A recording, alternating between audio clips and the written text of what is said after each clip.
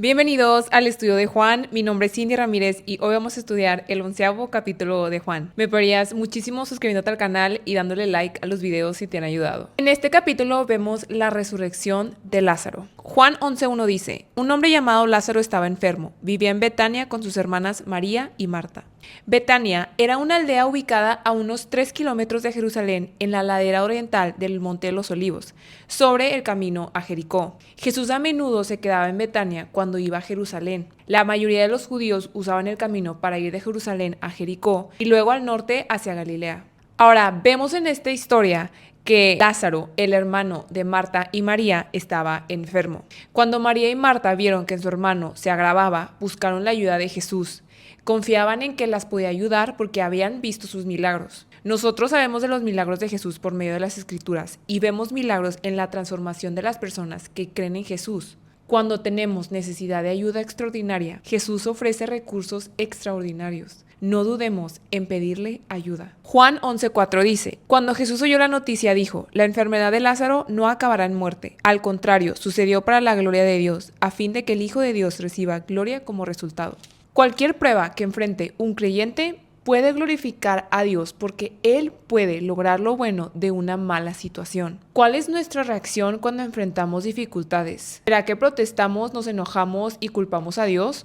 ¿O consideramos las dificultades como oportunidades para glorificarlo? Ahora, sabemos que Jesús amaba a esta familia y a menudo se hospedaba con ellos. Aunque era consciente del dolor que experimentaban, no se fue a verlos de inmediato.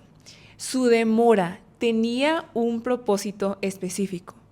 Cuando Dios demora en responder a nuestras oraciones o nuestras necesidades, es posible que pensemos que nunca responderá, pero la realidad es que Él suplirá nuestras necesidades de acuerdo a su plan y propósito perfecto. Hay que esperar con paciencia el tiempo de Dios. Juan 11:9 dice, Jesús contestó, cada día tiene 12 horas de luz. Durante el día la gente puede andar segura y puede ver porque tiene la luz de este mundo. Pero de noche se corre el peligro de tropezar porque no hay luz. Ahora, aquí la luz simboliza conocer la voluntad de Dios y depender de su dirección. Por el contrario, la noche simboliza la ausencia de este conocimiento y la tendencia de apoyarse en uno mismo. Cuando caminamos en la oscuridad, es probable que tropecemos. Como sabemos, si Jesús hubiera estado con Lázaro, es posible que lo hubiera sanado en lugar de permitir que muriera. Sin embargo, Lázaro murió para que Jesús mostrara a sus discípulos y a los demás su poder sobre la muerte. Era una demostración esencial. La resurrección es una doctrina fundamental de la fe cristiana. Jesús se levantó a sí mismo de los muertos y tiene el poder para levantar a otros. El versículo 16 dice, Tomás, al que apodaban el gemelo, les dijo a los otros discípulos, vamos nosotros también y moriremos con Jesús. A menudo Tomás es recordado como el incrédulo porque no creyó cuando le dijeron que Jesús había resucitado.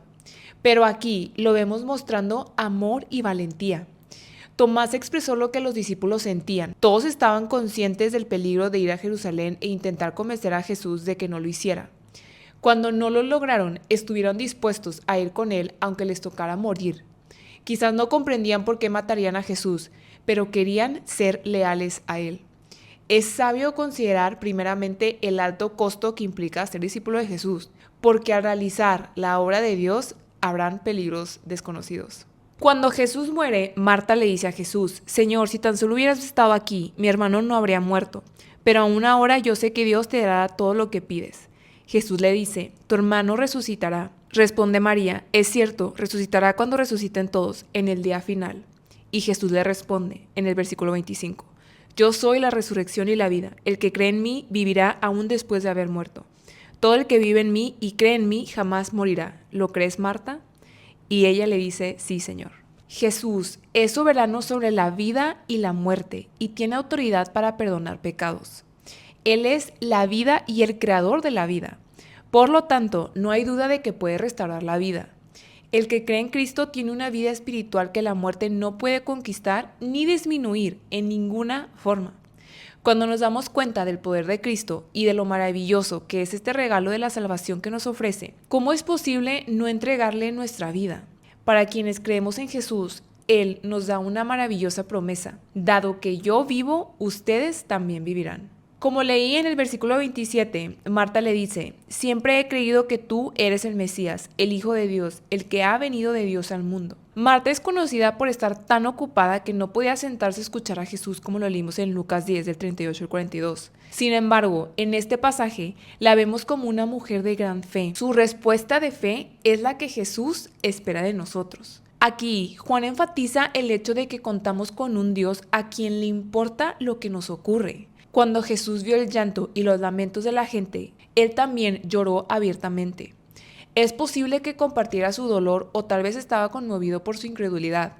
En cualquier caso, Jesús mostró que se interesa en nosotros y llora con nosotros en nuestro dolor. Esta descripción de Jesús contrasta con el concepto de Dios que era popular en el mundo griego de ese entonces, el de un Dios sin emociones que no se involucraba con los humanos. Pero aquí vemos a Jesús expresar varias de sus emociones, las cuales fueron compasión, indignación, tristeza y frustración. No debemos tener miedo de revelarle a Dios nuestros verdaderos sentimientos. Él los comprende, pues también los experimentó.